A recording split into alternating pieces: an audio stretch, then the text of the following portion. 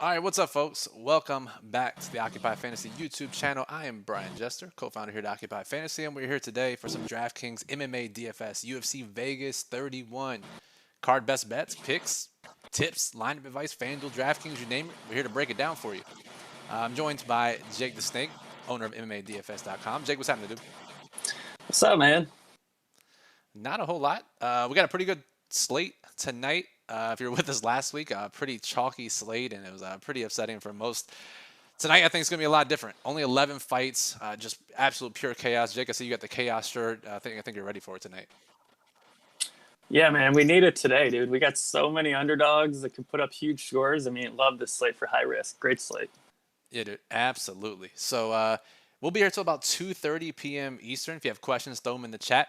Again, we're recording this a little bit earlier than usual. The slate locks at 7 p.m. Eastern tonight. If you're watching this after we finish going live, just comment below the video or hop in the Discord channel, ask your question. We'll happily answer it there for you.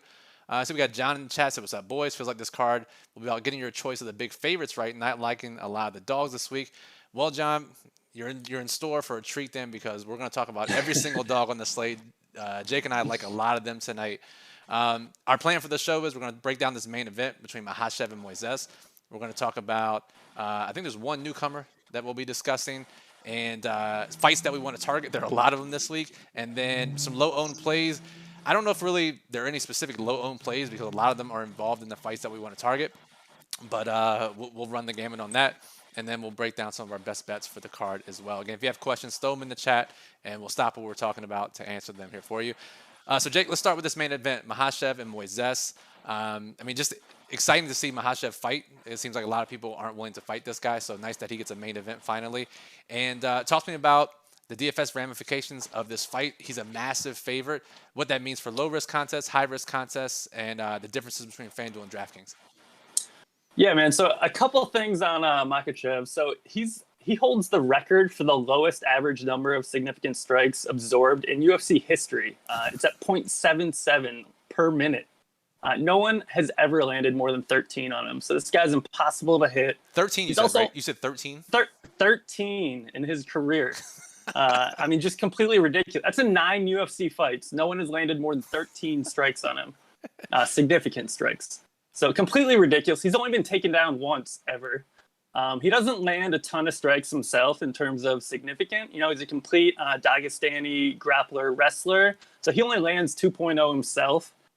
So he's entirely reliant on takedowns, control time, and ground strikes to score well. So definitely a much better DraftKings play, where he'll score from control time and total strikes, where on FanDuel, the way my look at it is he needs to finish in the first 2 rounds on FanDuel, or I would say about a 50% chance he scores well in the decision. Whereas on DraftKings, it's so hard for him to fail because he's going to rack up a ton of control time, ton of ground strikes. The only way I see him failing on DraftKings is if he does what he did against Davi Ramos, and they just stay on the feet, trading one punch at a time, staring contest.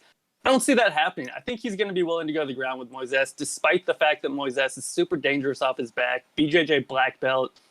Moises' striking looked a lot better in his last fight, and I think that's going to force Makhachev to take this to the ground. I don't think he's going to be able to stand up with him. Davi Ramos was not a good striker, despite being a super big, powerful guy. I think Moises on the feet has a chance to be competitive, and it's going to force Makhachev to take him down and just grind him out for 5 rounds. I'm expecting to go the distance. Moises has never been finished, but you never know. I mean, maybe Makhachev just wears him out, finishes it with a submission more likely. I think he has 3 career KOs, but 2 of them came super early in his career. So he's normally a decision or submission guy. Again, Moises has never been finished. This will be Makhachev's first 5-round fight of his career. Moises has been in 4 of them, but they were all before he joined the UFC. I believe he went 3-1 in those. Really tough spot for Moises. And because we expect to see so little striking, it makes it a really hard fight to stack in low-risk contests this week. So normally, on DraftKings, we're saying stack the main event, play both guys. This isn't that week, which makes it kind of a tougher week on DraftKings for low-risk contests, on top of the fact that we don't have a bunch of expensive favorites that we're super confident in. So a little bit of a weird week for low risk, but for high risk, great week. Makhachev is going to be super popular, and we do think he's going to win. He's going to put up a decent score, but he could also score like 100, 105 points and get outscored and be left out of the optimal lineup, and he's going to be 65% plus owned. So that creates some interesting leverage opportunities in high risk as well. Yeah, dude, absolutely. Because as we'll talk about here in a second, a lot of these fights have 100 plus points score potential for both sides, not just the favorites. And you talked about some of the high price guys and girls on this card, and you and I were talking right before we went live. All the big favorites outside of Makhachev have just absolutely massive ceilings, but also massive flaws. Like we would never see these guys have be a big favorite against really anybody else. And also, we wouldn't really be interested in all these dogs very often because a lot of them have gotten crushed in some of their UFC contests or haven't shown a ceiling. But they're facing fighters that have deficiencies. So before we get into that specifically, we do have one newcomer that we want to talk about. It's Preston Parsons, and he is making a short notice debut against Daniel Rodriguez. You and I both watched the tape, thought he has a pretty high DFS ceiling. He may not win, but he looks like the type of fighter, Jake, that we'd be confident playing in DFS because if he does win, he probably scores pretty well. Dude, for sure. I really like this guy coming in. He's got a 9-2 pro record. One of those losses came against Mike Perry when he was fighting down a weight class when he was 19 years old, his third pro fight.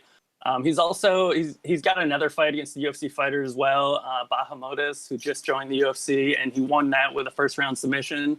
So he's not, like I said, he's 9-2. All 9 of his wins have come by submission. 8 of those have come in the first round. He's never been past the second round in his entire career. He's on a 4-fight winning streak.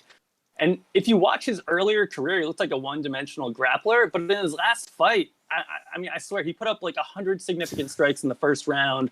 He looks so much improved. He was going against a guy that was really struggling, so maybe that was fool's gold, but he was actually willing to strike for once. Whereas earlier, when he was like 21, 22 years old, he was only looking to take the fight to the ground and grapple. And now, I mean, he put on like 25 pounds of muscle. He looks way bigger. He's still only 25 years old, still growing into his body. He started at 155 pounds before moving up to 170. I think it took him a little while to kind of fill out. He looks really good right now, man. Complete dominant submission threat. Really tough fight, obviously, going against Daniel Rodriguez, who's never been finished. But I think this is going to be, a complete brawl. I think Parsons will probably stand and trade a little bit early on and then be looking for takedowns. And the whole fight's going to come down to whether or not he can get it to the ground because he's super dangerous once he gets it there. I really like him. I'm really excited to see how he does in the UFC. Yeah, absolutely. And an interesting matchup as well against D-Rod. Whereas D-Rod should, in theory, piece him up on the feet. But if it gets to the ground, then he's in trouble against this guy who has a ton of submissions on his record. And Mr. Miyagi's in the chat says, I hope I didn't miss a lot. We talked about the Makhachev main event so far. We're talking right now about Preston Parsons making his debut. We haven't even got to the good part yet, where we're talking about fights we want to target. But Jake, this is one of them because, especially on FanDuel, D-Rod, if he wins, he's probably defending takedowns and he's probably getting a KO. Parsons on both sites, if he wins, he's probably getting a submission. I guess he could get a decision if he grapples the whole time and wins. Either way, that's probably going to score decently well. But this is a fight that we want to target. Jake, let's get to the part that everybody wants to discuss. I mean, if we look here, I have the Occupy model up on screen here. It ranks every fighter, FanDuel, and DraftKings, OccupyFantasy.com. Right now, I have it sorted by DraftKings salary. And we have Makhachev as the highest priced fighter on the slate. And then we have Amanda Lemos, Nascimento, Little Fig, D-Rod, Vieta, and Gamrot. I guess that's probably where you can make the cutoff, right? All of these fighters outside of Makhachev are huge favorites with significant flaws. So I think you would agree that pretty much every fight here, maybe outside of Gamrot Stevens, is someone we want to target both sides in high-risk contests. Yeah, man, there are so many favorites that look flawed on this slate. I mean, it's crazy. I don't remember ever having a slate where there was this many, like, quote-unquote gross dogs that I thought had legitimate shots to win and put up huge scores. I mean, completely crazy. Like, in the plug this week, I normally never do this, but I just included 5 fights to target opposed to fighters. I was just like, look, you got to have both sides of these. I mean, who knows who wins, but whoever wins is going to put up a big score 9 out of 10 times in these. I mean, these are the guys that I normally love playing all the time. And then when you came back, it was Tuesday or Wednesday maybe, and you messaged me and you said, I really like Bordeaux, Gordon, Parsons, Stoltzfus this week. I was like, Did someone hack Jake's account? Like, are you sure you like these guys? I think this is probably the best way to do this. Let's run down the list of favorites, and actually, let's go fight by fight, and I'll give you the favorite's name. I'll give you the dog's name. Give me a sentence or two on how high their ceiling is and what their flaws are. How's that sound? Sounds good. Let's go. I think this will be the easiest way to do it. So we got Lemos and Montserrat, Conejo, Ruiz, depending on which site you're playing on. So the favorite, Lemos, she is minus 500. Why is her ceiling so high? How could she potentially lose this fight? So she's super good striker, less good of a grappler, and sometimes she gets pushed against the cage, but really, really good striker. Landed 2 knockdowns in her last fight in a first-round KO. Tons of round 1 KOs on her record, going against the grappler. So whole fight comes down to if she can keep it standing or not, but huge potential on the feet. And let's talk about her opponent, who's making her second UFC fight, put up a huge score against Cheyenne Bays in her debut, Montserrat Conejo Ruiz. If you haven't read the blurb on her at MMADFS.com where Jake writes the sheet, please go do that. It's a fantastic write-up. Jake, talk to me about her being a plus 355 underdog. I mean, she's an underdog for a reason, but how can she win this, and how does she have a big ceiling? Yeah, so she's a complete one-trick pony. Her move is to come in with a flurry of punches, push her opponent up against the cage, and then go for a headlock throw, and then go for a scarf hold arm lock submission on the ground. She does it every time. It's like her one move, just wraps her arm around the head, swings her over the hip. Really, really effective at it. Literally every time, by the way. Every time. It's her only move. It's her only move. It's literally, that's why I compared it to your one asshole friend that just runs the same play every time on 3rd or 4th down, and it always works, and you end up breaking a controller over it. But I really think Lemos will be able to do a better job than Cheyenne Bays did. I think Lemos is a really, really good fighter, really well-rounded. So I don't think we should compare her to Bays, whatever her name is, the hot-headed girl making her UFC debut. Lemos she's a beast, man. I think that she's stronger, and I think she's going to do a better job of staying on her feet. But if Montserrat can be effective, she could do the exact same thing she did in her last fight and keep this fight on the ground, score 100 DraftKings points, 60 points on FanDuel. I don't see her getting a finish, so I think she's a DraftKings specific play where it's going to be control time and ground strikes for her to succeed. Yeah, because she had a pretty controlling performance last time, and she only scored 60, 70 points on FanDuel. So definitely a more DraftKings specific play. But again, if not that many dogs win, that could be worthwhile. All right, Nascimento versus Bordeaux. Nascimento, why does he have a high ceiling? How can he lose this fight? Yeah, so he's a rare heavyweight grappler, but he got knocked out in 45 seconds by Chris Daukaus in his last fight, and he looks super suspect standing up, really slow. It looked like he was fighting in slow motion in his last fight, even when he was falling down. Got knocked down twice in 45 seconds and knocked out in 45 seconds. And Bordeaux, all 7 of his wins have come by KO. He looks quicker on the feet, but he is entirely helpless on his back. So if the fight stays standing up, I like Bordeaux to get a KO. And if Nascimento can get it to the ground, I think he submits him. I mean, just 2 completely different fighters. Nascimento will dominate on the ground. Bordeaux probably dominates on the feet here. But the interesting thing to me is, I mean, should the line really be this wide if there's such discrepancy between the striking and the grappling? Because we have Nascimento projected 41% on DraftKings, 54% on FanDuel. Bordeaux just 13% and 10% respectively. I mean, this is one of the guys you called out to me early in the week, Jake. I mean, at that kind of ownership, especially it's hard to find lower-owned plays on an 11-fight slate. Bordeaux sticks out as one of the highest ceiling, highest leverage options to me. I really like him, man. The only issue is he used to be a light heavyweight, so I think he's going to really struggle to defend takedowns. Nascimento, if he gets his hands on him, I think the fight's basically over at that point. So Bordeaux has to circle away from him and just land some strikes. Also, Bordeaux loves these spinning attacks. If you do that against a guy looking to grapple, as soon as you spin, he can just grab your back. So there's definitely some red flags with Bordeaux, but I really like his chances to get a first-round KO here. But if he gets clinched up, I mean, the fight's basically over at that point. Yeah, so if you're watching that, you just hold your breath until that happens. All right, the next high variance fight, Figueiredo versus Malcolm Gordon. Fig, we saw him in his debut recently. He was the type of fighter that you couldn't find much tape on pre-UFC, a lot of regional Brazilian fights. But Jake, talk to me about this fight. Why does Fig have a high ceiling? How does he fail here? All right, so Fig, 10 of his 12 career wins have come early, but I didn't think he looked good in his last fight. He was going against Jerome Rivera, and he couldn't get a finish. If you can't finish Rivera, then who are you going to be able to finish, man? Rivera's been finished in his other 3 fights in the UFC outside of that. I mean, honestly, I guess the answer to that question is Malcolm Gordon would be the one person maybe you could finish. Correct. He's had 2 fights in the UFC so far, right? And he's been finished pretty quickly in both of them. Yeah, so he came into the UFC fighting up a weight class against Albazi, and he got submitted late in the first round for the first time in his career. Albazi's a super good submission specialist. That was a rough spot for him, by the way. That's a rough spot. Yeah, super rough spot. He was on short notice, like really, really tough spot. And then he got Stu Madarji in his second UFC fight and got knocked out in like 45 seconds or something. Didn't land a single punch. I mean, he didn't look incompetent on the feet, but he looked like he had no chin. But going against Stu Madarji is a whole different story than going against Figueiredo Light here. So I think Gordon has a chance, but he's the type of guy that he could come out, get one punch to the chin, and be done. Just the type of fighter we want him back. So, right. But again, he is a BJJ black belt. I'm going to say that. So I think his submission threat is probably going underlooked here. Totally agree. And I mean, he's projected right now the lowest owned fighter on the slate. Especially on DraftKings, we have him projected for just 12%. Again, 11-fight card, that's crazy to me, against a guy who's only made 1 UFC fight. Yeah, I mean, I'm going to be playing Gordon. I'm going to be playing both sides of all these fights that we're talking about, but the underdogs in particular, I think you need to be heavy on. And if you're playing, just one lineup, I think, what do you think, Jake? If you're playing one lineup, you're playing a high-risk contest, 500 players or more, probably 2 of these dogs I think makes the most sense because you get massive leverage on them.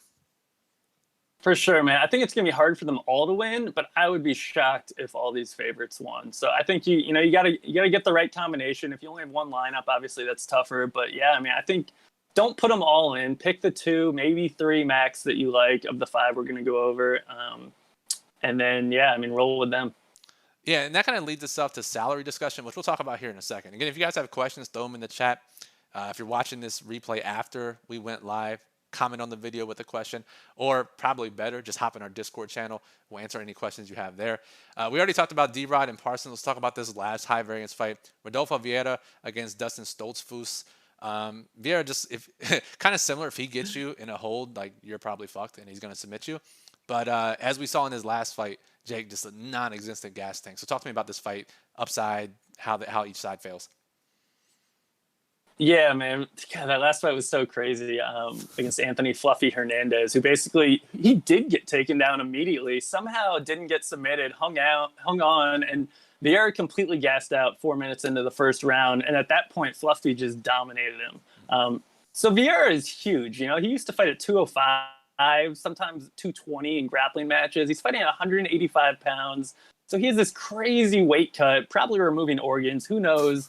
But he has no gas tank. Like, he can literally only fight for 3 or 4 minutes, and then he looks like someone just kicked him in the stomach after that. I mean, he is done at that point. So if you can survive the first 4 minutes with this guy, at that point, it's like fighting a training dummy. I mean, Stoltzfus was coming off of COVID, and he claimed he had some lingering effects in his last fight. Who knows? But, I mean, we could see a different fighter here. I thought at face-off, Stoltzfus looked really big. I was a little surprised how big he looked next to Viera. I think that, the play here is we're not saying Stoltzfus is great. We're saying that maybe Viera doesn't get a finish in the first 3 minutes and then completely gasses out, and then anyone could finish him at that point. So I really like Stoltzfus just as basically the over 4 minutes in this fight.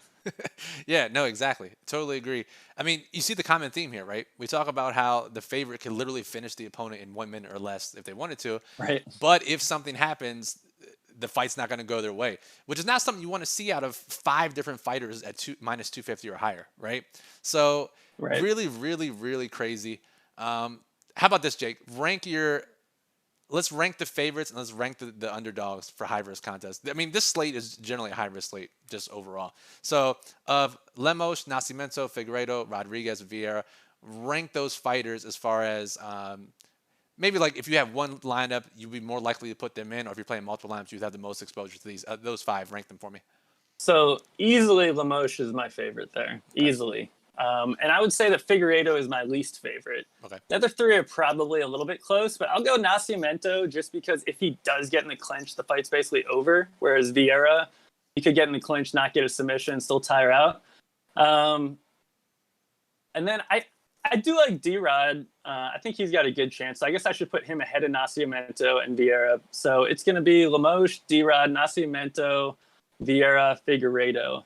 Did I get them all? I think so. And so but this doesn't necessarily have to be the case, but would your underdog order be the exact, the inverse of that? Or do you like some of the dogs differently? No, I think it is a little bit different. So I think Malcolm Gordon is probably my least favorite just because he has the worst chin. I think that Parsons is my favorite, and I'd probably go Stoltzfus after that just because of Vieira's gas tank. And then I'd go Badeau. I guess Ruiz and Gordon are actually pretty close for me. I don't think Ruiz is going to win. I think Gordon has a better chance to win than Ruiz does. So I guess I'd put Ruiz last and Gordon second to last, come to think of it. Yeah, totally agree. But that's also interesting because we have Ruiz or Conejo Ruiz, whatever you want to. Yeah, whatever. Montserrat. Montserrat.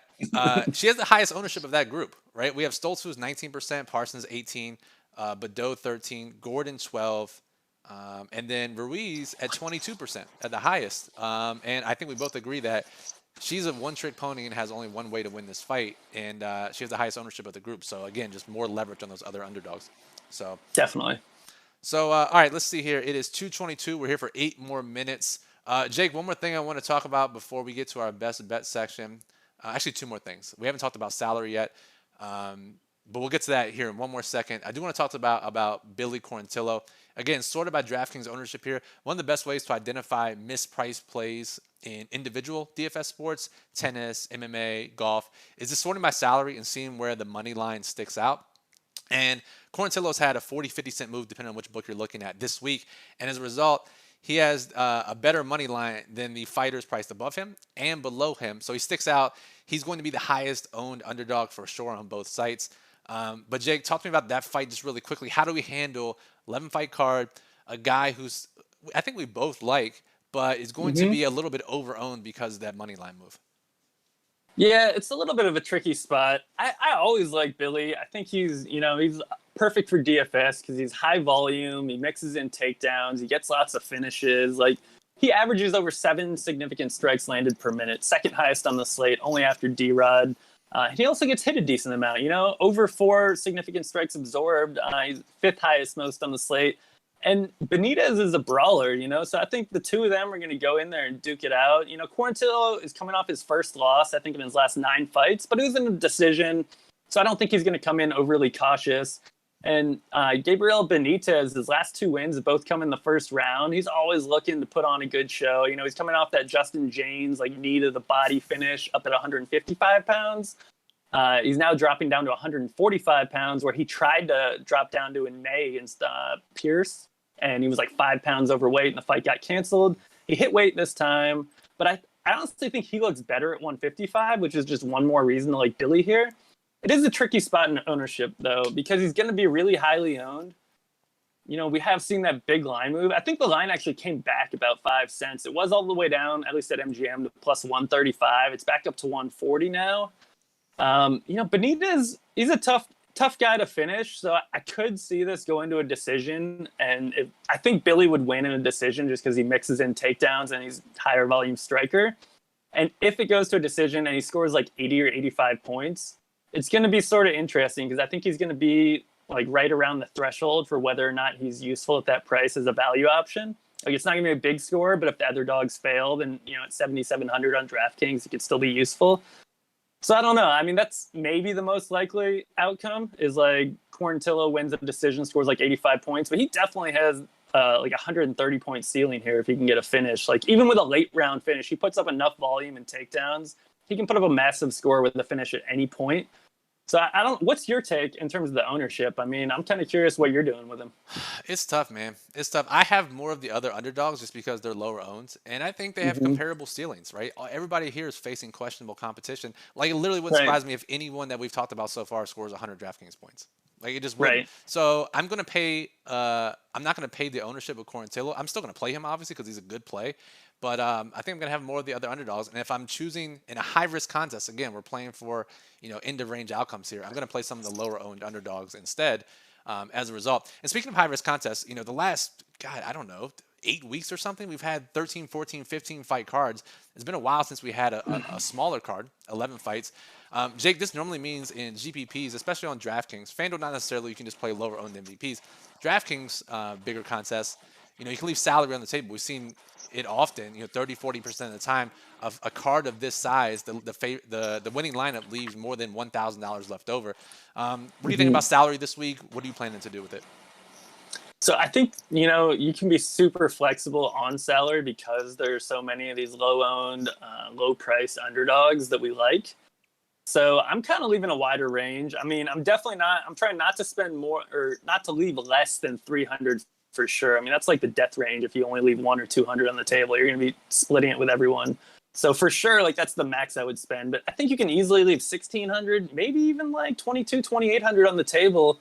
I don't think I'd go wider than that. I think that would be like the most I would leave on the table would be like somewhere 2,000 to 2,800. But more so, I'm looking to leave like 700 to 1,600, somewhere in there. I think is a good range where it's kind of in the middle, where you're probably not going to be splitting with many people. It means that you played some of these low-owned dogs and they won if you end up winning. So, I mean, what are you doing in terms of your salary range? Yeah, I think that's a sweet range too. That range you just called, I think is perfect. I think a lot of my lineups ended up 11, 1,200 left over. Really, really, really good spot there. I think that kind of balances the risk reward and the underdog favorite nature of the slate. So that's really a sweet spot. If you're playing high risk contest, the biggest DraftKings GPPs, Mini Max, Haymaker, whatever the big one's called, I think that's a sweet spot. I would probably leave 1,000 left over. Probably won't be duplicated. If so, very, very lightly. So. Right. All right, 2 minutes left, Jake. We got to get a win in the books for the parlay of the week, the stream parlay of the week. I have your best bets here up on screen. Give a little peek behind the curtain this week. Normally this is behind the paywall, but I feel it's a really good week. We want to give some people some of these picks. So, Jake, let's pick some of our favorite bets, parlay them together. I'm going to go first. I'm going to say Nascimento and Bordeaux under 1.5 rounds. It's minus 140. Not a long shot by any means. In fact, it's a favorite. But I think it's probably one of the safer bets on the card. I'm going to use that as my leg of the stream parlay. I really like that. I think that's a smart move. It's what'll lock up your leg. Like if we miss, blame it on me now. Totally smart move. I'm going to, just so we get a little bit of a payout here, I'm going to go Miles Johns wins by KO at plus 400. And it looks like that should be about plus 7.5 to 1. So, we can still get a decent payout there. Even, we get a safer pick. We get a kind of a mid-range. Like, if you want to make this bet a little bit crazier and really pay out, you can switch to John's round 2 or round 3 KO. I like both those lines. I think the KO would come later in the fight. But if you just want to have a safer option, I think the anytime KO is a pretty good bet. I definitely like John's to win. I think he has a pretty good shot to land a KO in the second or third round. Yeah, I agree there. We didn't talk much about that fight, but I do agree. I like that side too. If you want to make it crazier, you could always go with Bordeaux round 1 KO. We got that at plus 1,200 as one of the best bets in the plug. So, risk varies based on your tolerance. So go ahead, John's KO, Nascimento Bordeaux under 1.5 rounds of the stream parlay of the week. All right, that'll do it for this show. It's 2:29. Make sure you're subscribed to the channel. Get notified whenever we go live or upload any new videos. NFL season's right around the corner. Tons of new videos going to be coming down the pike. So make sure you're subscribed. Give us a thumbs up if you want us to continue to create more UFC videos like these. We appreciate that. Any questions? Comment on the video below if you're watching this after we went live. More importantly, join the Discord channel. Join button below the video. Get you access. Talk to Occupy Fantasy staff. Talk to other OccupyFantasy.com members. Get your questions answered by DFS players who play this every single day. Check out Jake's work, MMADFS.com. Read the sheet, which he writes up every single week, breaks down every single fight, betting, and DFS implications. He also writes the daily plug, OccupyFantasy.com, which is actually what you see on screen here. Top plays, low risk, high risk, FanDuel, DraftKings, lineup strategies for both sites, different every single week. And then what you see on screen, his best bets. Jake, any final thoughts? I mean, I think it's a great slate. Mix in some of these underdogs and favorites and, take advantage of the chaos. Please, we're begging for some chaos after last week's Chalk Fest. Again, come sweat the fights out with us in the Discord channel tonight. So for Jay, you can follow him on Twitter at DFS_MMA. You can follow me at BrianJesterFF. Follow us at Occupy Fantasy. Appreciate everyone listening. Good luck tonight, and we will talk to you.